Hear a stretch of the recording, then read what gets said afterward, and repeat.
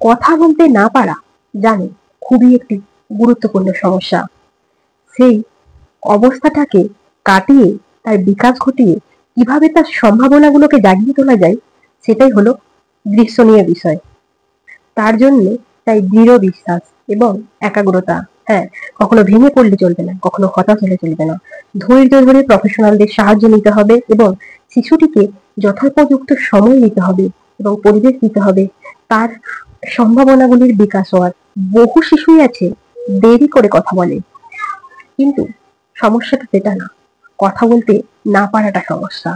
সেটা নিয়ে বাবা মারা খুব দুশ্চিন্তায় পড়েন। তো আজকে আমি আলোচনা করব নন ভার্বাল কমিউনিকেশন, অর্থাৎ মুখে না কথা বলে আর কিভাবে ভাব বিনিময় করা যায় সেটা নিয়ে। কথা না বলে আর কিভাবে ভাব বিনিময় করা যায় সেটি নিয়ে আজকে আমি আলোচনা করব। আপনারা যারা চ্যানেলে নতুন এসেছেন, আমার অনুরোধ রইল চ্যানেলটি সাবস্ক্রাইব করে বেল আইকন দিয়ে পাশে থাকবেন, কারণ স্পেশাল চাইল্ড রিলেটেড নিত্য নতুন ভিডিও আমি এই চ্যানেলেই এনে থাকি।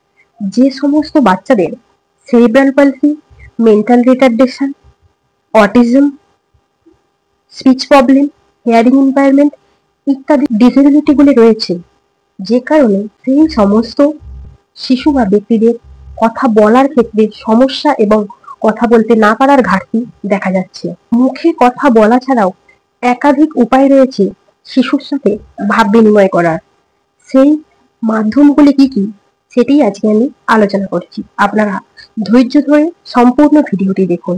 ননভার্বাল কমিউনিকেশন হলো এমন একটি কমিউনিকেশন মোড যাতে মুখে কথা না বলেই যোগাযোগ করা সম্ভব। মুখে কথা না বলে যেভাবে ভাব বিনিময় করা যায় তার প্রথম উপায় হলো বডি ল্যাঙ্গুয়েজ। হ্যাঁ, শারীরিক ভাষা। একজন ব্যক্তির সামনে এসে দাঁড়ালে তার শারীরিক ভাষা দেখে বুঝে নেওয়া যায় সে কি বলতে যাচ্ছে। এটি একটি নন ভার্বাল কমিউনিকেশন মোড। এছাড়া হলো গেস্টার, অর্থাৎ ইশারা করে। হ্যাঁ, মুখে কথা বলতে না পারলেও ইশারায় দেখিয়ে দেওয়া, আমার জল চাই, আমি বাড়ি যাব ইত্যাদি। আই পয়েন্টিং, আই পয়েন্টিং করে কমিউনিকেশন করা যায়। এর পরের বিষয় হলো ফিঙ্গার পয়েন্টিং। হ্যাঁ, অর্থাৎ হাত বাড়িয়ে আঙুল দিয়ে দেখিয়ে দেওয়া, আমি এটা চাচ্ছি, আমি এটাই ওখানে যাব, এইটা খাবো, এই যে দেখিয়ে দেওয়া, এটি হলো একটি কমিউনিকেশন মাধ্যম যেটা ফিঙ্গার পয়েন্টিং করে করে দেখানো হয়। যারা কথা বলতে পারে না তাদের জন্য এটি একটি গুরুত্বপূর্ণ মাধ্যম। ফ্ল্যাশ কার্ড ব্যবহার করে ইশারায় দেখানো অভ্যেস করা হয়। অর্থাৎ ফ্ল্যাশ কার্ড বলতে ছবিযুক্ত কার্ড, যার মাধ্যমে শিশু কমিউনিকেশন করে এবং শিশু লেখাপড়া শিখতে পারে। সেই ফ্ল্যাশ কার্ডকে ফিঙ্গার পয়েন্টিং করে দেখিয়ে দেখিয়ে যারা কথা বলতে পারে না তারা ভাব বিনিময় করে থাকে। এছাড়া আর যে মাধ্যমগুলি আছে তার মধ্যে অন্যতম হলো সাইন ল্যাঙ্গুয়েজ। হ্যাঁ, নন ভার্বাল কমিউনিকেশনের সবচেয়ে উৎকৃষ্ট যে মাধ্যম সেটি হলো সাইন ল্যাঙ্গুয়েজ। হ্যাঁ, এখন এটি একটি স্বীকৃত ভাষা বলা যেতে পারে। শিশুকে সাইন ল্যাঙ্গুয়েজ শিখিয়ে সাইন ল্যাঙ্গুয়েজের মাধ্যমে কমিউনিকেট করা যায়। যারা কথা বলতে পারে না, সাইন ল্যাঙ্গুয়েজ তাদের জন্য বেশি গুরুত্বপূর্ণ। বিশেষত সাইন ল্যাঙ্গুয়েজ বেশি শিখে থাকে হিয়ারিং ইম্পায়ারমেন্ট এবং স্পিচ প্রবলেমে থাকা শিশু বা ব্যক্তিরা। তাদের জন্য সাইন ল্যাঙ্গুয়েজ একটি মোক্ষম কমিউনিকেশন মাধ্যম বলা যেতে পারে। এর পরের কমিউনিকেশন মাধ্যমটি হলো পশ্চার। পশ্চার অর্থাৎ ভঙ্গিমা। হ্যাঁ, ভঙ্গিমার মাধ্যমে নন ভার্বাল কমিউনিকেশন করা সম্ভব। এর পরে যে মাধ্যমটি আসছে সেটি হলো ফেসিয়াল এক্সপ্রেশন। হ্যাঁ, ফেসিয়াল এক্সপ্রেশন দেখিয়ে কমিউনিকেট করা যায়। ফেসিয়াল এক্সপ্রেশন দেখিয়ে রাগ, ক্রোধ, দুঃখ, ঘুম পেয়েছে, খিদে পেয়েছে ইত্যাদি বুঝিয়ে দেওয়া যায়। এই শিশু কথা বলতে না পারলে নন ভার্বাল কমিউনিকেট করার জন্য এগুলি শিশুকে শেখানো যেতে পারে, যার মাধ্যমে শিশু কিন্তু কমিউনিকেট করতে পারে। এর পরের মাধ্যমটি হলো অ্যাকশন। অ্যাকশনের মাধ্যমে কমিউনিকেট করা যায়। Written language. হ্যাঁ, লিখিত ভাষা। যারা কথা বলতে পারে না তাদের যদি সঠিকভাবে শিক্ষাদান করা হয় তারা লিখতে শিখে যায়। তাদের ভাব বিনিময়ে অন্যতম একটু মাধ্যম হিসাবে ফুটিয়ে তোলে এই লেখাকে। যারা একটু লেখাপড়া শিখতে পারে তারা ভাব বিনিময় করে এই লেখার মাধ্যমে। তাই রিটেন ল্যাঙ্গুয়েজ কিন্তু একটি গুরুত্বপূর্ণ মাধ্যম। এর পরের যে মাধ্যমটি হলো সেটি হলো পিকচার। ওই যে বলছিলাম তখন ফ্ল্যাশ কার্ডের কথা, ফ্ল্যাশ কার্ড আর পিকচার কিছুটা সমগোত্রীয়। পিকচার থেকে ফ্ল্যাশ কার্ড তৈরি হয়।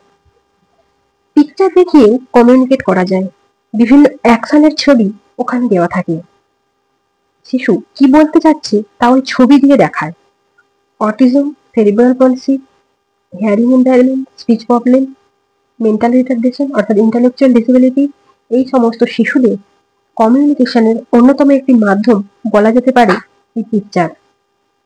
এর পরে যে মাধ্যমটি আসছে সেটি হলো সিম্বল। হ্যাঁ, বিভিন্ন সিম্বল দেখিয়ে কিন্তু কমিউনিকেট করা যায়। দেখলেন তো, কথা না বলেই কত রকম ভাবে ভাব বিনিময় করা যায়। কেন হতাশ হচ্ছেন শিশু কথা বলতে পারছে না বলে? চেষ্টা করুন স্পিচ থেরাপিস্টের দ্বারা শিশুর কথা বলার দক্ষতাকে বাড়িয়ে তুলতে।